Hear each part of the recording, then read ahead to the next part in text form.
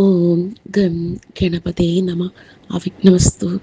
നാരായണ അഖില ഗുരു ഭഗവാൻ നമസ്തുതേ. മഹാദേവ. ഓം നമ ശിവായ. ഓം നമോ ഭഗവതേ ആഞ്ജനേയായ മഹാബല. ശ്രീരാം ജയ രാം ജയ ജയ രാം. ഹായ്, എല്ലാവർക്കും സുഖമാണോ? അപ്പം നമുക്കറിയാം, ഏപ്രിൽ 30, 2026 വ്യാഴാഴ്ചയായ ഇന്ന് നരസിംഹ ജയന്തിയാണ്. അപ്പോൾ ഒരുപാട് പേർക്ക് സംശയം കാണും, എന്താണ് പ്രത്യേകിച്ച് നരസിംഹ ജയന്തിയായിട്ട് ചെയ്യേണ്ടത്, എന്ത് വഴിപാടാണ് ക്ഷേത്രത്തിൽ ചെയ്യേണ്ടത്, എന്ത് കാര്യമാണ് ഭഗവാന് നിവേദിക്കേണ്ടത്, എന്താണ് ചെയ്യേണ്ടത്, എന്ത് വ്രതമാണ് എടുക്കേണ്ടത്, വ്രതം എങ്ങനെ എടുക്കണം, ഉപവാസം എങ്ങനെ എടുക്കണം. ഇതിനെല്ലാം മുൻപേ നിങ്ങളോടൊരു കാര്യം പറയാനുള്ളതെന്ന് വെച്ചാൽ, ഭഗവാന് ഏറ്റവും പ്രിയപ്പെട്ടത് എന്താണ്?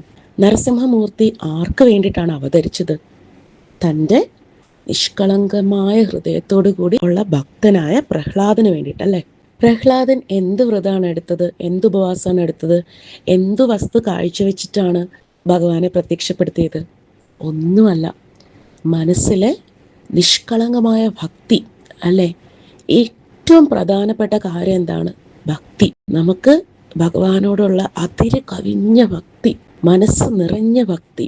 പ്രഹ്ലാദൻ തൻ്റെ ഭക്തി ഒന്നുകൊണ്ട് മാത്രമാണ് സാക്ഷാൽ നരസിംഹ അവതാരം, വളരെ ശാന്ത സ്വരൂപനായ മഹാവിഷ്ണു സംഹാര രൂപമായ ഉഗ്രമൂർത്തിയായ നരസിംഹ അവതരിക്കാൻ കാരണം എന്താ? ശരത് സാറിൻ്റെ ഒരു പ്രഭാഷണത്തിൽ പറഞ്ഞിട്ടുണ്ട്, തൻ്റെ ഭക്തൻ്റെ യാതന കണ്ട് സഹിക്ക വയ്യാതെ അല്ലേ, അത്രയും ശാന്ത സ്വരൂപനായ മഹാവിഷ്ണു പോലും തൻ്റെ ഭക്തൻ്റെ യാതന കണ്ട് സഹിക്ക വയ്യാതെയാണ് ദ്രംഷ്ടകളും നഖവും എല്ലാ ഉഗ്ര സ്വരൂപമായ നരസിംഹമൂർത്തിയായിട്ട് അവതരിച്ചത്.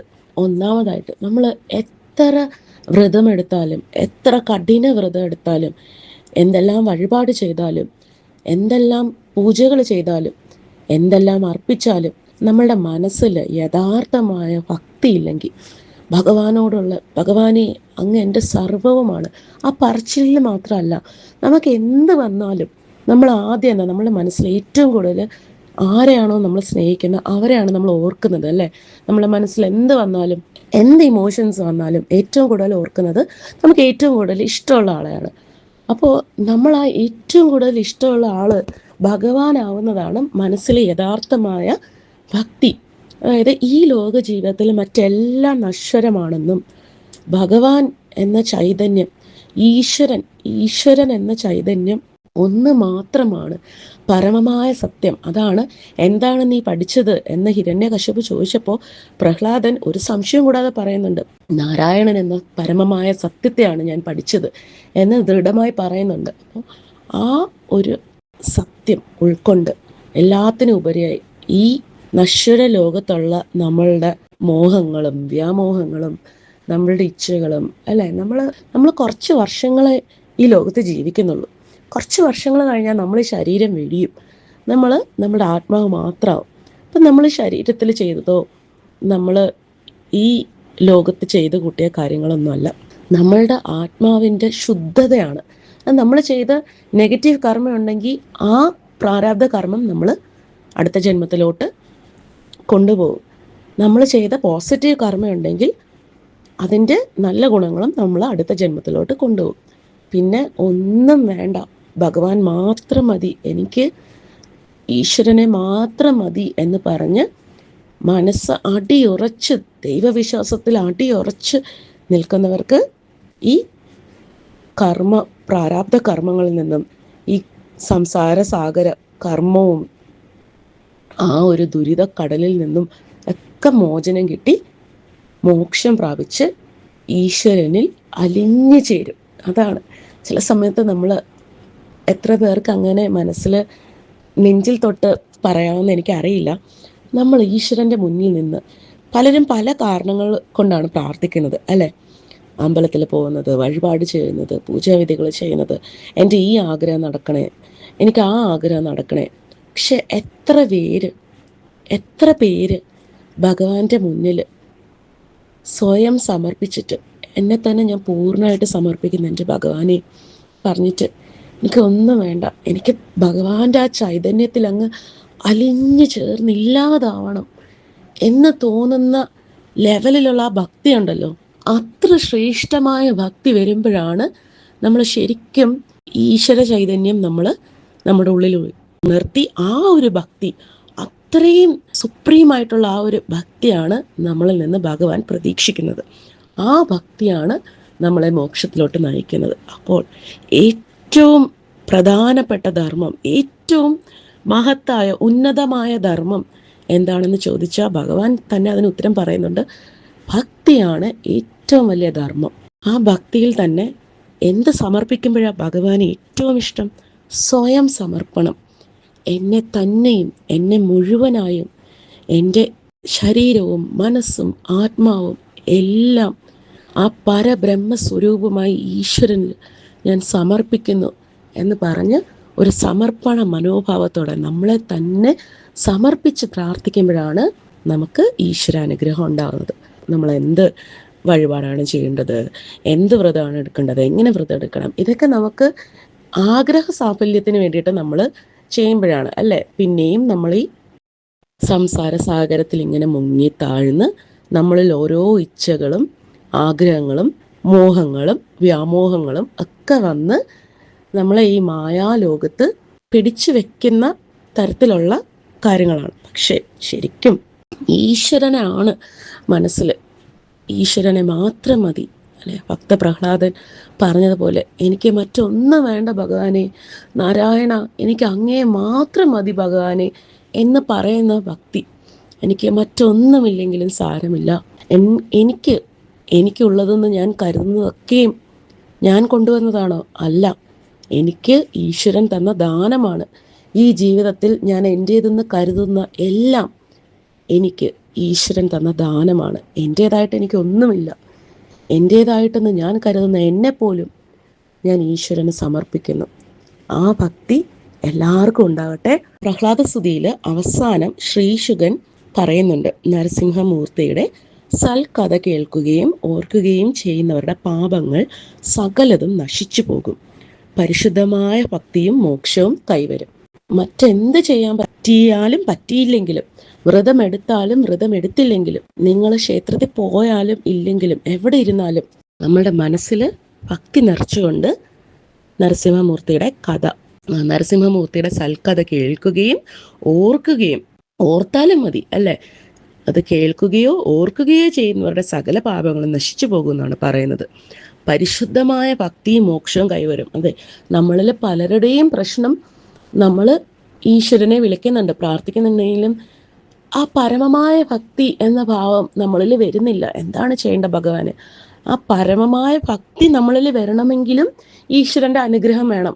ഈശ്വരൻ്റെ അനുഗ്രഹം ഉണ്ടെങ്കിലേ ആ പരമമായ ഭക്തിയും നമ്മളിൽ വരുള്ളൂ. അങ്ങനെ പരമമായ ഭക്തി ഉണ്ടെങ്കിൽ മാത്രമേ നമുക്ക് മോക്ഷപ്രാപ്തിയിലോട്ട് നമ്മൾ അടുക്കുള്ളൂ. എന്താണ് മോക്ഷം? നമ്മൾ ഈ ഇഹലോക ജീവിതത്തിൻ്റെ എല്ലാ സംസാര ബന്ധനത്തിൽ നിന്നും മോചിതരായിട്ട് ഈശ്വരനിൽ അലിഞ്ഞു ചേരുന്ന, നമ്മളും ഈശ്വരനും ഒന്നായി തീരുന്ന, നമ്മളുടെ ആത്മാവും ആ പരബ്രഹ്മ സ്വരൂപമായ ആത്മാവും ഒന്നായി ചേരുന്ന ആ ഒരു ദിവ്യമായ അനുഭൂതി, ആ ഒരു മോക്ഷപ്രാപ്തി, അതാണ് എല്ലാ ആത്മാവിൻ്റെയും പരമമായ ലക്ഷ്യം.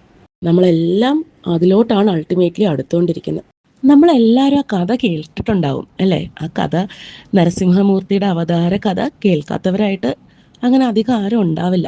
എന്നാലും അഥവാ കേൾക്കാത്തവരുണ്ടെങ്കിലോ അല്ലെങ്കിൽ ശരിക്കും ഓർത്തെടുക്കാൻ പറ്റാത്തവർക്ക് വേണ്ടിയിട്ട് നമുക്ക് ഇന്നത്തെ ദിവസം, നരസിംഹ ജയന്തിയായ ഇന്നത്തെ ദിവസം പ്രത്യേകിച്ചും ഈ നരസിംഹ അവതാര കഥ ശ്രവിക്കുകയോ ഓർക്കുകയോ ചെയ്യുന്നത് പോലും മഹാപുണ്യമാണെന്ന് പറയപ്പെടുന്നു അല്ലേ.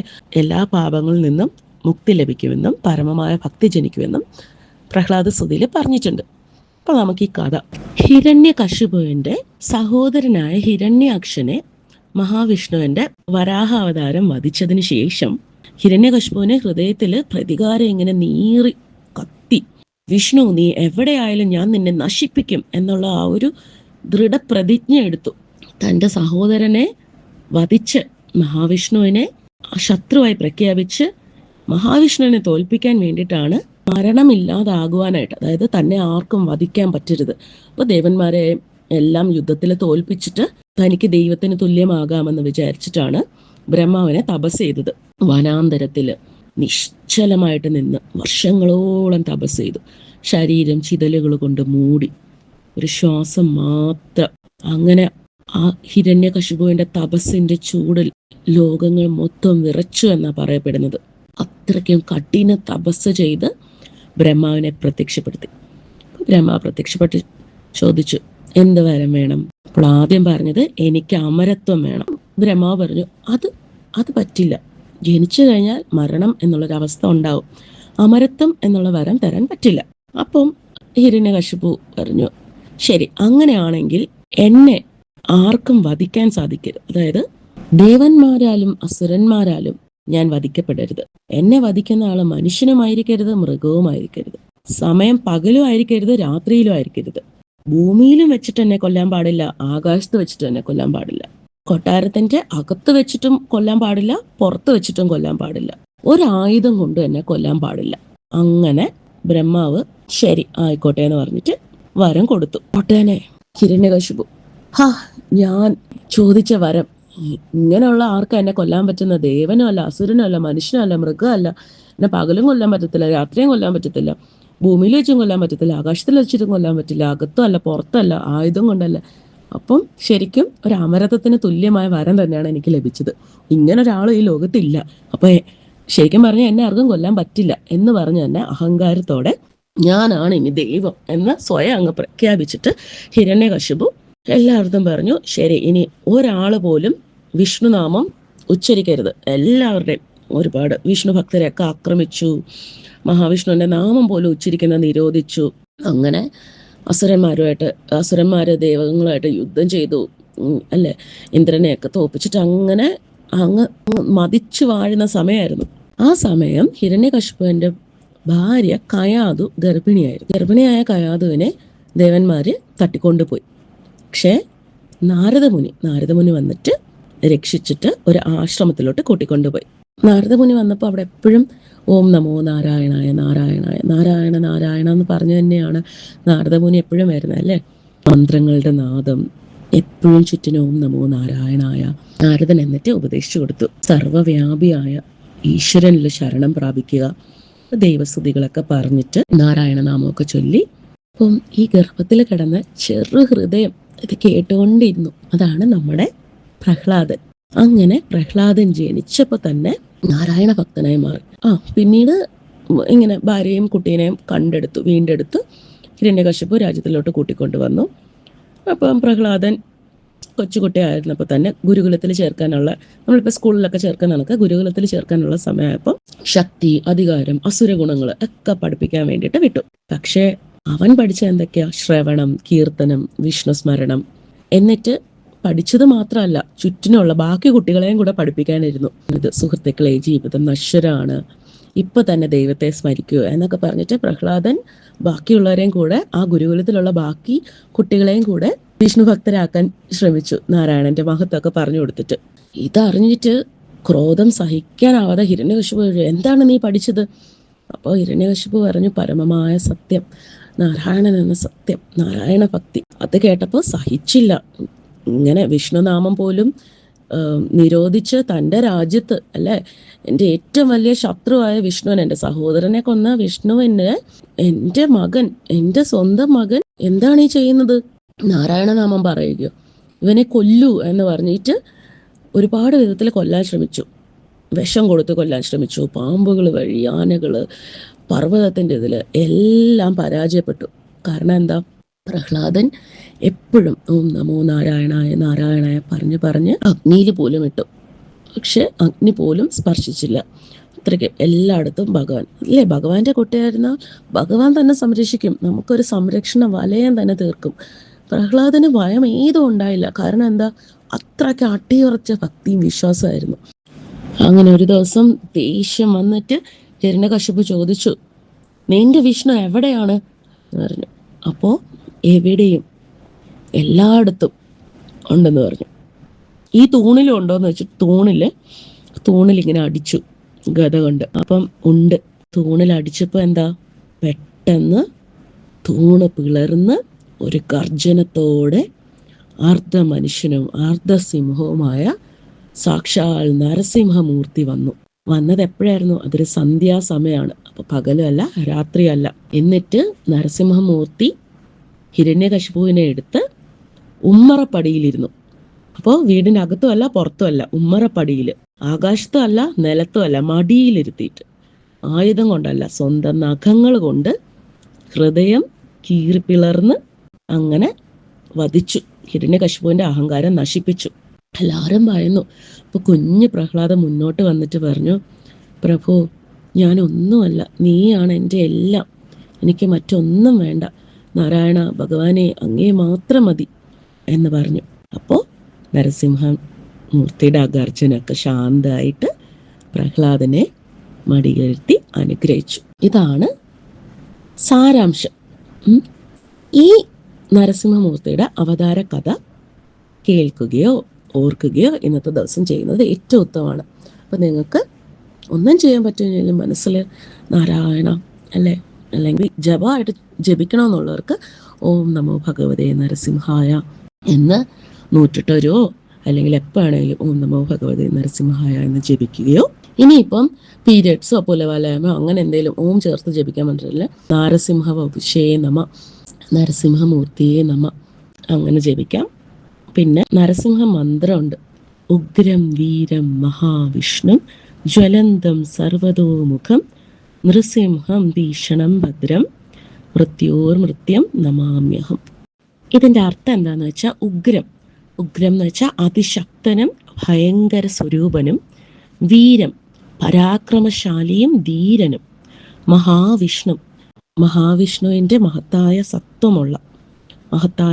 സത്വമുള്ള മഹാവിഷ്ണു, ജ്വലന്തം ജ്വലിക്കുന്നത് പോലെ തേജസ്സുള്ള, സർവതോമുഖം എല്ലായിടത്തും മുഖമുള്ളത്, അതായത് സർവവ്യാപി എന്നുള്ള അർത്ഥം. നൃസിംഹം മനുഷ്യനും സിംഹത്തിൻ്റെയും രൂപത്തിലുള്ള ദൈവം, നൃസിംഹം. ഭീഷണം ദുഷ്ടർക്ക് ഭയാനകമായത്, ഭദ്രം സത്യഭക്തർക്ക് രക്ഷാകരമായ, മൃത്യോർമൃത്യം മരണത്തെ പോലും ജയിക്കുന്നവനെ ഞാൻ നമിക്കുന്നു, നമാമ്യഹം. ഇതാണ് ആ മന്ത്രത്തിന്റെ അർത്ഥം. ഈ മന്ത്രം ഉഗ്രമന്ത്രമാണ്. നമ്മുടെ ശരീരത്തിൽ ഹീറ്റ് ജനറേറ്റ് ചെയ്യുന്ന മന്ത്രമാണ്. അപ്പോൾ ഇത് ഒരുപാട് തവണ 108 തവണ ഒന്നും ജപിക്കണ്ട, ഒരു 21 ജപിച്ചാൽ മതിയാവും. അപ്പോൾ എല്ലാവർക്കും ഭഗവാന്റെ അനുഗ്രഹം ഉണ്ടാവട്ടെ. നാരായണ.